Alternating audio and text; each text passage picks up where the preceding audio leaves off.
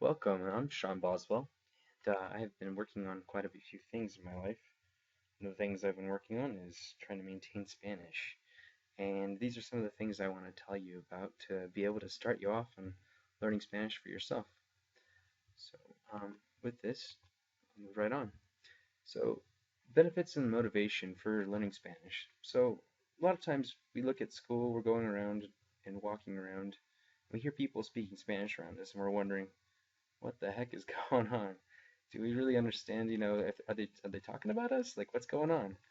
And so many times we get kind of frustrated, especially because we're in America and we don't understand Spanish or whatever country you might be in.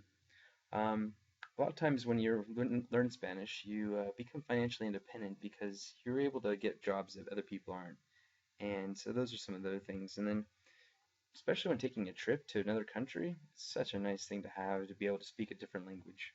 Um, but also, if you have children, teaching them a second language helps them stand out in school. And the list goes on. So some of the background that I have here is lived in Guatemala for 2 years as a missionary. Um, I didn't know Spanish much more than a high school education. I just went through the first 2 years. But before I really went into the country, I learned to speak Spanish fluently in about 3 months, but I learned to speak like a native in about 6 months. I knew about 75% of the vocabulary by about a year and a half into the mission, and it's been 10 years since, and now I still speak it fluently. The experience was quite a beautiful one, but also kind of crazy. Um, I didn't think I was ever going to be able to speak Spanish because you walk into a country and people speak a much faster than you really get in a classroom setting. So it kind of throws you off a little bit and makes you think, wow, this is impossible. But as I was learning Spanish, began to forget English, which was kind of insane for a bit because I couldn't speak either of them. But persistence really is what paid off me, and I was able to really accomplish quite a few things by trying really hard. Some of the tools that I had with me were three books, one of which is probably my thing I kept with me the most of the time, which is my Spanish dictionary. But I did keep a notebook and a reliable pen all the time to write down things I heard as I walked around. But most of these books nowadays you can get for pretty cheap. Back then, about 10 years ago, they were kind of pricey, but um, anyway, you can find them on Amazon pretty easily. So, what does it take to learn? Honestly, there's a lot of things that you can think of, but I feel like these are kind of what's narrowed down for me to be able to understand and know what to do. Thinking in Spanish instead of English is kind of the first step. I feel like when I stopped and started all the things that I did in Guatemala, it was, well, I needed to first start off by just wiping everything that I knew in my head and what I thought I knew. Um, so being able to think in Spanish and word by word really helped me. Relating to things that I already knew about the language kind of helped me. So when I saw something, I try to relate it back to a word, practicing out loud, and really honestly, just forming simple sentences and little by little asking questions to my friends and other people that are local, and just really having fun with language. So when you think about Spanish, only in Spanish, you try to have to use really the basics, like for example, pronouns like yo, él, ella, usted, and other simple verbs like estar, ser, querer, ir, comer, y beber. So these are like really, really the first words that you kind of learn because you need to kind of get an idea of how to just say simple things like I have to go to the bathroom. You don't want to be making a mistake or messing your pants. So telling a story also is really kind of helpful, I think, when you're learning how to do Spanish is you start off with the little key sentences or simple sentences and it kind of helps you with that.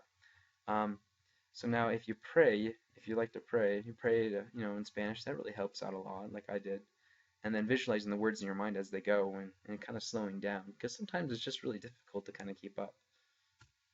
Relating to things you know, so many things that you have the words in English, they kind of sound a lot similar in Spanish, and they're actually a lot of times written the same way. So if you can think of an image also, that kind of helps, and then very honestly, just taking the language literal. I mean, they don't really have sarcasm in Guatemala and many other Hispanic countries. So being very, very serious in some sense, it's a different culture. So, but after you know Spanish, I mean, you really honestly get to know English a lot better. And then practicing out loud is really helpful. I find that when you say things out loud and you really hope, you become more brave in what you say and you get more confidence and assertiveness. Also, trying to use like three-word sentences really kind of helps. Like you start off, with just it's a few words, and then you kind of keep continue on, and then you combine sentences, and it makes it a lot easier, and you're more comfortable, honestly. And then knowing how to ask questions is a big thing because really you step into a country and you don't know anything. You got to be able to navigate. And on like for example, like ¿cómo se llama en español o cómo se dice en español? ¿Dónde, qué? All these things are called the interrogatives, or basically, as it says, like los interrogativos, which kind of helps you understand that you really have to ask questions or you're interrogating people around you. And then honestly, having fun. What I did a lot of times is I looked in child's books or I read, played with my, I played word games with my friends and kind of just walked through things and tried to learn as a child did because as a child does because honestly that's what we all are. And when we start learning a language, we have to start off from the beginning.